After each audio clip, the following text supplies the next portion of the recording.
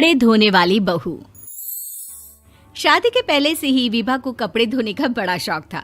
कभी नल के नीचे तो कभी तालाब के पास। अरे मेरी नीली वाली लुंगी नहीं दिख रही है। विभा की अम्मा, कहाँ रखी है लुंगी? अरे वो तो विभा ने परसों ही धोकर रखी थी आपकी अलमारी में, देखो वहीं होगी। वो ना मैंने आज धो दी, मुझे लगा कि गंदी हो गई होगी। अरे कैसे गंदी हो गई थी? उसे तो मैंने पहना भी नहीं। हे भगवान, इस लड़की के कपड़े धोने की आदत से परेशान हो गया हूँ मैं। जितना तो घर में राशन नहीं आता, उससे कहीं ज्यादा डिटर्जेंट पाउडर का खर्चा है। इसकी शादी करवा दो, शादी। जाए अपने घर में ही करे काम, फिर चाहे घर के कपड़े धोने हो या पूरे गांव के। हाँ ठीक बोल रही हो, देखता हूँ मैं कोई लड़का। वो दिन भी आ जाता है जब विभा को देखने लड़के वाले आ जाते हैं। लड़की मुझे अच्छी लगी। होने वाली सास कहती है, बेटी अगर कुछ पूछना है तो पूछ लो। वैसे तो हमारी लड़की बहुत ही शर्मीली है, जो बोल दो वो मान लेती है, इसे क्या पूछना होगा। अरे कैसी बात कर रही हो माँ, मुझे इन लोगों के घर रहना है, सवाल तो कई है। हाँ हाँ बेटा, पूछ लो ना, क्या पूछना है। आप लोगों के घर कपड़े कौन धोता है? सास का मुंह बन जाता है। देखो, अगर तुम ये कहना चाहती हो कि तुम्हें कपड़े धोने नहीं आते तो सुन लो, कपड़े मैं ही धोती हूँ, लेकिन तुम्हारे आ जाने के बाद मैं रुमाल तक नहीं धोऊंगी। अरे चुप रहना भाग्यवान, बहू बेचारी घर आई नहीं, उसे डराना शुरू कर दिया। वो क्या है ना बिटिया, अभी तक तो ये कल्लू की माँ ही धोती थी, लेकिन अब तुम्हारे पापा तो दहेज में वॉशिंग मशीन देंगे ही। तभी विभा की माँ बोल पड़ती है, सवाल भी पूछा तो क्या। वैसे भाई साहब, मशीन की तो फिर भी कपड़े धोने की कैपेसिटी होती है। मतलब जो बिटिया दे रहे हैं ना विभा, इसे कपड़े धोने का बहुत शौक है। ये आप लोगों के क्या, आस पड़ोस गांव मोहल्ले सबके कपड़े धो दे और उफ तक ना करे। बाहर देखा नहीं आपने कितने कपड़े सूख रहे हैं? सब हमारी बिटिया ने ही तो धोए हैं। बस भी करो ना माँ, शर्म आ रही इतनी तारीफ सुनकर। और तो और एक दाग निकाल कर दिखाओ तो मान जाओ। हाँ अच्छा, माफ करना बेटा, मैंने गलत समझा। हमें तो रिश्ता बहुत पसंद है। और ऐसे जुड़ जाता है रिश्ता कपड़े धोने का शौक रखने वाली विभा का। उसकी शादी हो जाती है कोयला फैक्ट्री में काम करने वाले कल्लू के साथ। शादी के बाद अचानक विभा चिल्लाती हुई सास के पास आती है। सासू माँ, अरे सासू माँ कहाँ है आप? ये तो धोखा है, धोखा दिया आप लोगों ने मुझे। इसे ससुर के चक्कर के बारे में पता चल गया।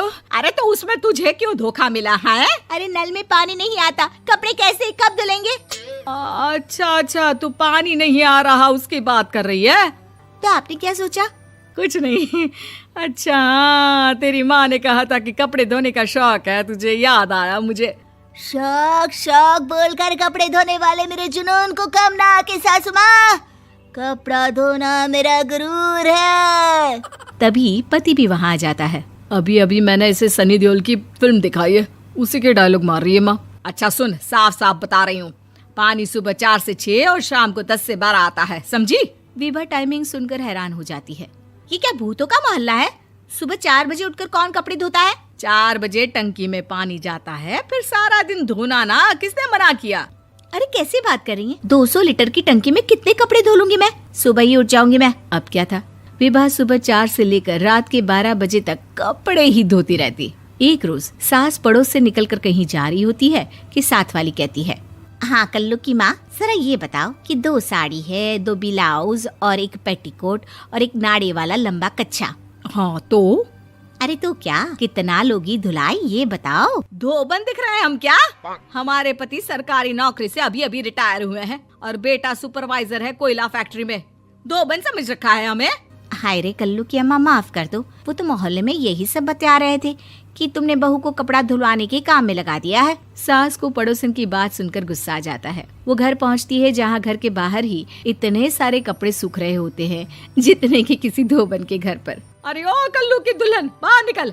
माँ जी यहीं आ जाओ, बाथरूम में चादर धो रहे हैं हम। अरे अभी हम धोते हैं, तुमको बाहर निकलो। ये आस पड़ोस वाले बोल रहे हैं कि हम बहू से कपड़े धुलवा कर उसे कपड़ा धोने वाली बना दिए हैं। अरे छोड़ो ना माँ जी, किन लोगों की बातों में आती हो? आस पास के लोगों का तो काम ही होता है कि वो किसी तरह सास बहू को लड़ा दे। बहू सारे घर के कपड़े धोती है, ये क्या कम है? बोलिए। सास को भी लग जाता है कि वो बहू का ये सनकीपन नहीं छुड़वा सकती, इससे अच्छा है कि खुद ही चुप हो जाए। एक रोज सास और बहू मंदिर जाते हैं, जहाँ सास की साड़ी वहाँ खड़ी भीख मांगने वाली से मिलती है। माँ जी क्या बात है, आपकी साड़ी उस भिखारन से कितनी मिल रही है ना? हाँ हाँ देखो तो, दोनों की साड़ी मिल रही है। क्या बात है कल्लू की अम्मा, तुम खुद को तो अफसर की बीवी बताती हो और ऐसी सिंपल सी प्लेन साड़ी पहनकर घूमती हो। सिंपल और प्लेन नहीं है ये साड़ी। तो क्या सोने के धागे से फूल बने हैं? कुछ भी सासू माँ, कुछ भी। हाँ बने थे इस साड़ी में सोने के धागे से फूल। मेरे पति लेकर आए थे मद्रास से स्पेशली मेरे लिए 10,000 की। ताहे भाई साहब इस भिखारन के लिए भी सेम टू सेम साड़ी लेकर आए होंगे 10,000 की। सास उस वक्त तो कुछ नहीं कहती, लेकिन बहू के साथ घर आती है और अलमारी से एल्बम निकाल कर लाती है। ये साड़ी देख रही है, ये वही साड़ी है जिसे मैंने अभी पहना था। इस साड़ी में ये जो चमकदार फूल दिख रहे हैं ना, ये सोने के धागों से काटे गए हैं। लेकिन तू लोकल वॉशिंग मशीन ब्रश से घिस घिस कर सारे फूलों को निकाल कर साड़ी प्लेन कर दी। मुझे माफ कर दीजिए सासू माँ। और तो और, जब मैंने तुझे तेरी गलती के लिए कुछ नहीं कहा, लेकिन तूने तो सबके सामने मेरा मजाक ही बना दिया। क्यों? बहू को समझ में आ जाता है कि अब से उसका कपड़े धोना बंद।